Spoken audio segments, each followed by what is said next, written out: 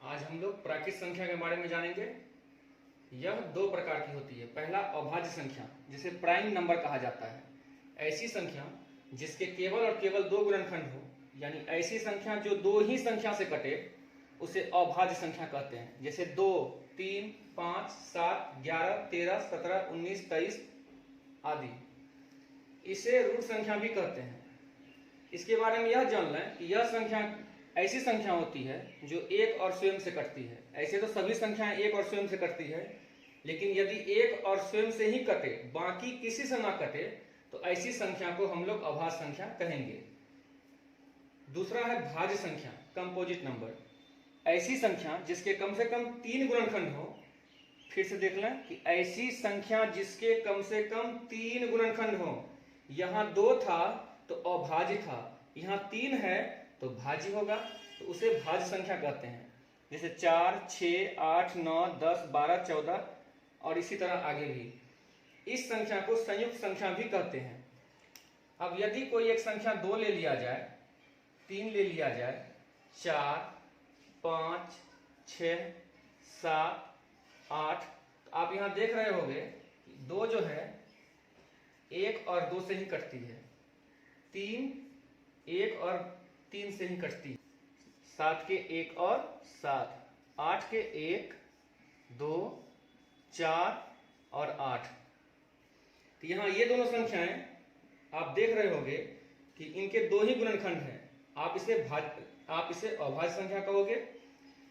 इसके 3 हैं, आप इसे भाज्य कहोगे। इसके 2 हैं तो यह अभाज्य होगी, यह भाज्य है, यह अभाज्य है, यह भाज्य है। यदि आपसे पूछे कि 8 अभाज्य क्या है या भाज्य है तो क्या कहोगे? आप बोलना कि सर 8 एक भाज्य संख्या है, क्योंकि इसके 3 या इससे अधिक गुणनखंड हैं। क्योंकि परिभाषा से ही स्पष्ट है कि जिस संख्या के कम से कम 3 गुणनखंड होगी वह निश्चित तौर पर भाज्य होगा, जबकि जिस संख्या के केवल 2 गुणनखंड हो वह अभाज्य संख्या होगी। अब यहाँ आप यह देख रहे हो कि मैंने किसी भी जगह 1 नहीं लिखा। 1 क्यों नहीं लिखा? आप इसको जान लें कि 1 क्या है। मैंने भाज्य और अभाज्य में, है ना, 1 नहीं लिखा, क्योंकि यदि आप 1 को देखोगे, 1 से ही कटती है, तो यह भाज्य नहीं है। और यह अभाज्य भी नहीं है, क्योंकि इसके केवल 1 गुणनखंड है। तो यहाँ पे भाज्य होने या अभाज्य होने के लिए यह जरूरी है कि वह संख्या यदि 2 संख्या से कटे तो अभाज्य, और 2 संख्या से अधिक यानी 3 अंकों से कटे, 3 नंबरों से कटे तो वह भाज्य होगी। तो इस तरह हम कह सकते हैं कि 1 ना तो अभाज्य संख्या है और ना ही भाज्य संख्या है। क्योंकि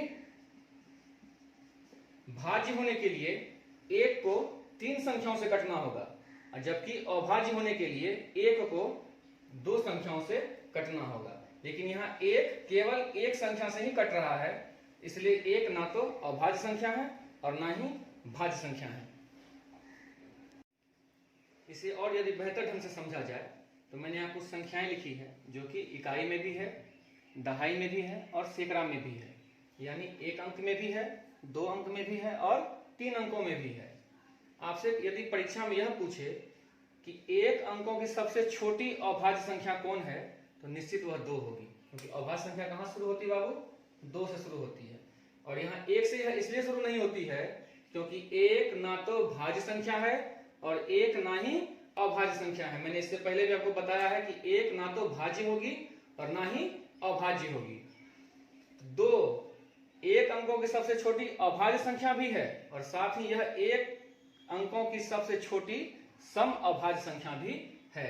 यानी यह सम भी है और अभाज्य संख्या भी है। यानी 1 अंकों की छोटी संख्या सम में भी है और साथ ही यह एक अभाज्य संख्या भी है जो कि सबसे छोटी है।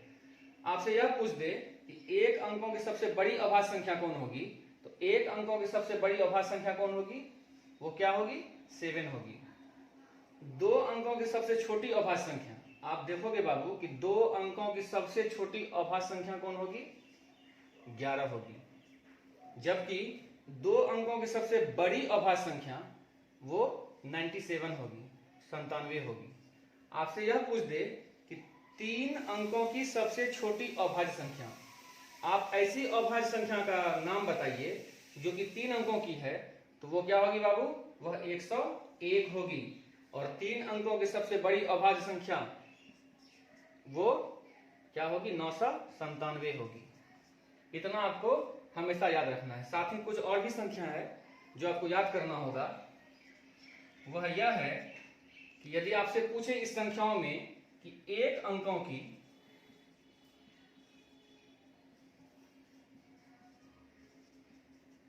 सबसे छोटी भाज्य संख्या बताएं। 1 अंक की सबसे छोटी भाज्य संख्या वो बाबू क्या है? वो 4 है। 4 1 अंक की सबसे छोटी भाज्य संख्या है। आपसे यह पूछे कि 1 अंक की ऐसी कौन सी संख्या है जो कि भाज्य भी है और विषम भी है, तो वो क्या होगी? वो क्या होगी बाबू? वो 9 होगी। कि 1 अंक की सबसे छोटी विषम भाज्य संख्या वो क्या होगी बाबू? वो 9 होगी। वो क्या होगी? 9 होगी, क्योंकि 1 अंक की सबसे छोटी विषम भाज्य संख्या पूछ रहा है। अब आप ये देखोगे 5 तो होगा नहीं, क्यों? क्योंकि यह अभाज्य है। 6 भाज्य है लेकिन सम है। 8 भाज्य है लेकिन सम है। लेकिन 9 एकमात्र ऐसी संख्या है जो कि भाज्य भी है और विषम भी है। और आपको अंत में फिर मैं बता दूं कि 1 ना तो भाज्य संख्या है और ना ही अभाज्य संख्या है। तो आशा करते हैं कि आपको यहाँ इसमें कहीं भी कोई दिक्कत नहीं हुई होगी। यदि आपको कहीं भी दिक्कत होती है तो प्लीज आप कमेंट्स करें। Okay, thank you.